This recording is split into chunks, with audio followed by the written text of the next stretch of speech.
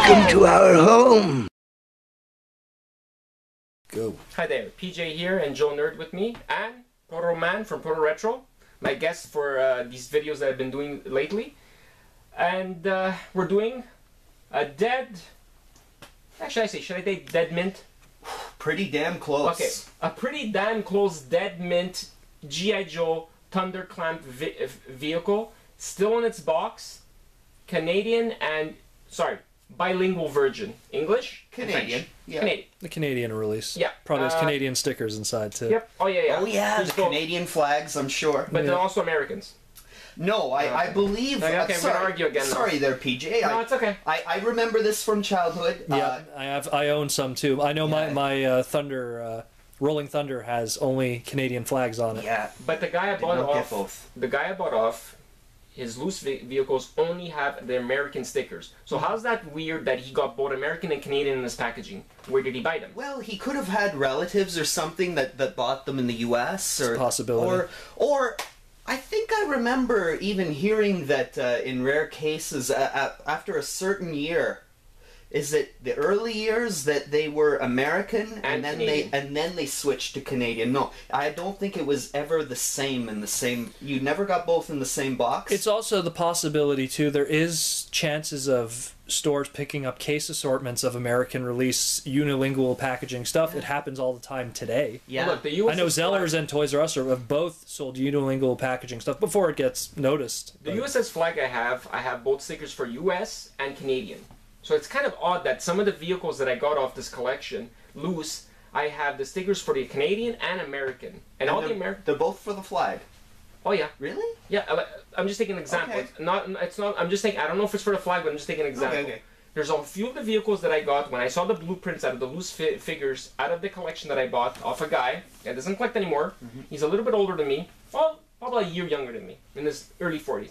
And he stopped collecting in around 1984. His father continued buying him stuff and putting it aside and hiding it, and he completely forgot to give it to his son. So basically, this is why you get beautiful packages like this. And he told me, amazing. yeah, and he told me, oh, very amazing. He told me that a lot of the when he got the vehicles, he didn't want the American, he didn't want the Canadian sticker on it. He wanted the American sticker. Oh, we could show that. You know what's interesting? Figure we should move this along. Yeah. What's really interesting about the really big scale vehicles, the really big sized vehicles, as opposed to the smaller sized vehicles, you had like the more standard, the box printed all the way throughout.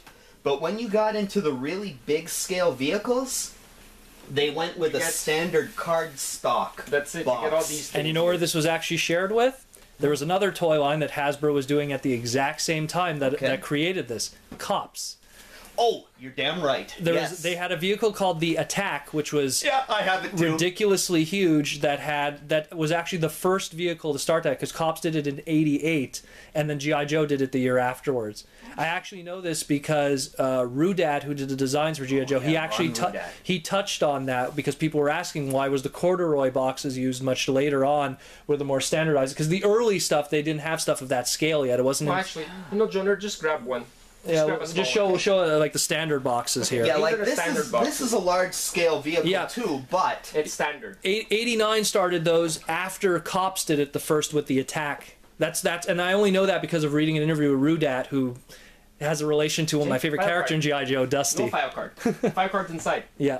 Yeah, that's another different thing, is with these large scale vehicles with the what did you call corduroy box? Corduroy box. That's interesting. Never heard that. It's a specific kind of cardboard that's used. It's semi-waterproof. Usually, like when you see water damage on those, it's because it's actually able to hold the water instead of the water penetrating. I'll be damned. That's cool.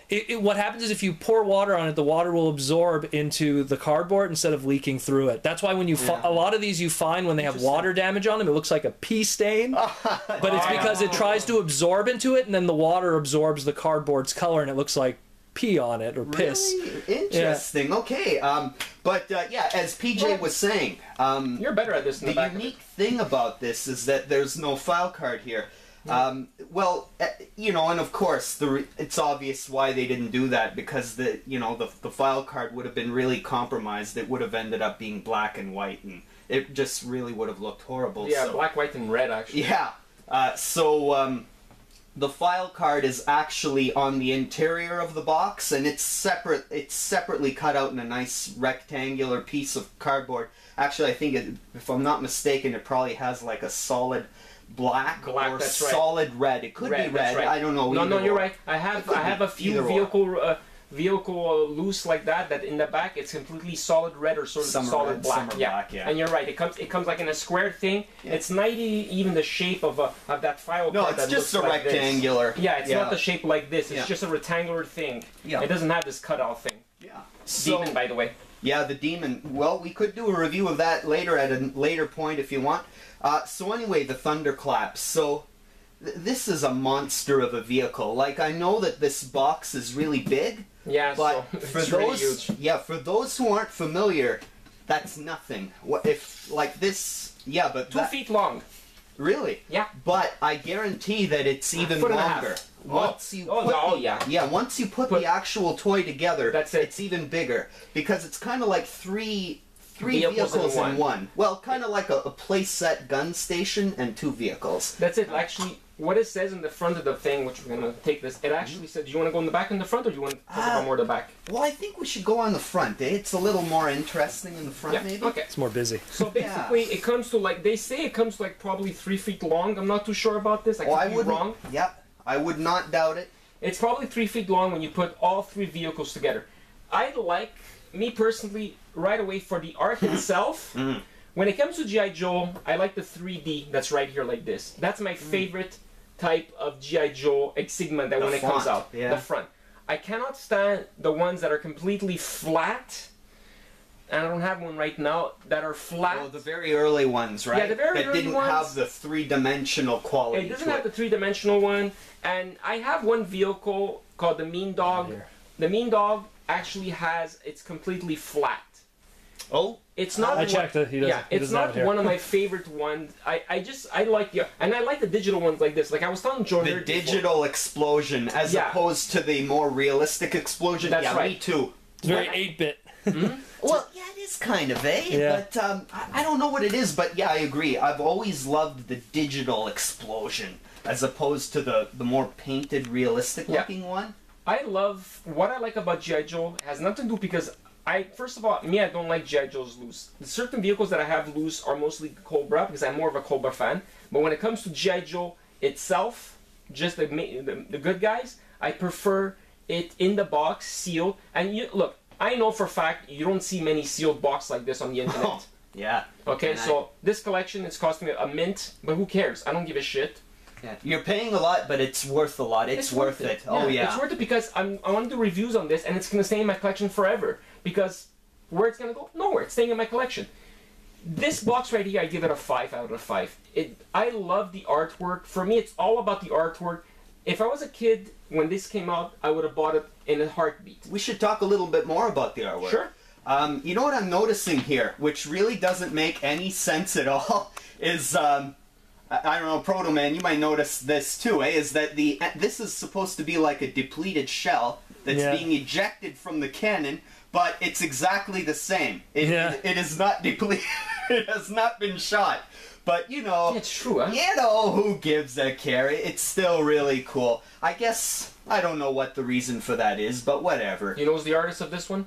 The artist was universal among all the Joe stuff for years, and we're talking years, because that guy would go on to do even when Mortal Kombat had a subline of like they weren't part of G.I. Joe, but it practically is a G.I. Joe Mortal Kombat toy.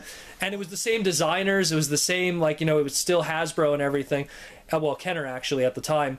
But it's just those ones too, like, it was the same artist. I don't know who that guy is, but he's been working. He's been working on. I mean, I'm pretty sure there's a Joe fan that can answer that one for us. Yeah. Oh yeah. But that guy's been doing it since '84 up until at least at that point, and that was MK2. So we're talking 1994, 95. Well, I would love to own one of his original arts. Anyways, come back to the review. Yeah, it's really nice. Like the characters, I really like the Joe characters They come that out are in more. it.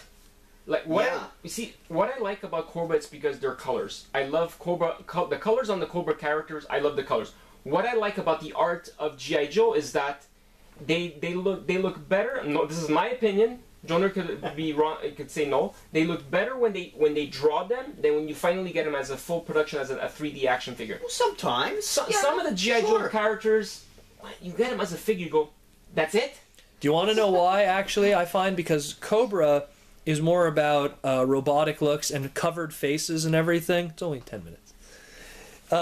It's more about covered looks, and there's less of a need to look realistic because it's a covered face, it's a robot, it's something that's inorganic. There's less of a need to emulate reality. Where the Joe stuff, it's all real life people. It's always real soldiers, beards, scars and stuff like that. And so, action figure technology wasn't at that that peak yet as it is today.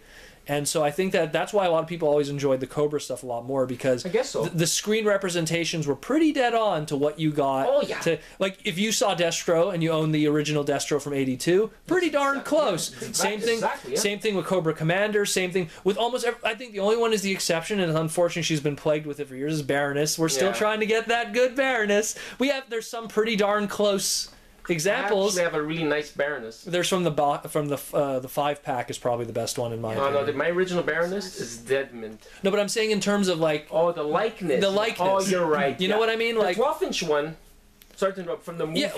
But I'm saying like That's from the pretty nice. from the 3-inch line. You know what I mean? There's not many there that- isn't, no. and it's just I agree. and that's why a lot of people gravitate more towards the Cobra vehicles, because they always manage to get the on-screen representations perfectly. I agree. Where Joe's, we waited for years to get that perfect scar. We waited for years to get that perfect, Duke Lady J, especially. or Lady J, Yeah. with proper cleavage. girl. Oh, yeah. Oh, that's true. Oh, yeah. Hey, listen. Yeah, Lady J. No offense. We're men. But if you gotta be a woman, you gotta have cleavage. You have to have a little bit of cleavage. Come on. I'm sorry. What? Anyway, let's get back to Don't this. turn red.